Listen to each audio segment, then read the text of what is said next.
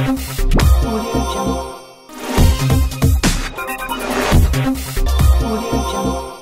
guys, I'm back with one more video. This video is mainly for maybe new YouTubers, and if you see the error while you uploading your video, I'll show you what I mean. So when you log into your account and when you create or upload a new video and try to select a file and you get the error, so I'll show you what I mean. So I'm going to select files, and as soon as I do it, it says you are currently signed out, please refresh and sign in to upload.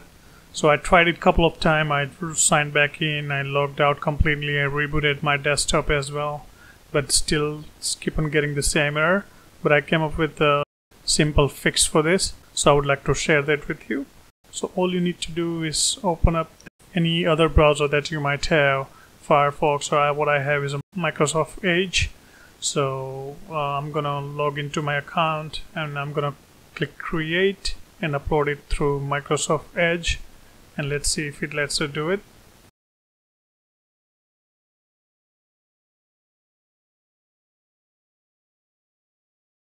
So I'm gonna select a file,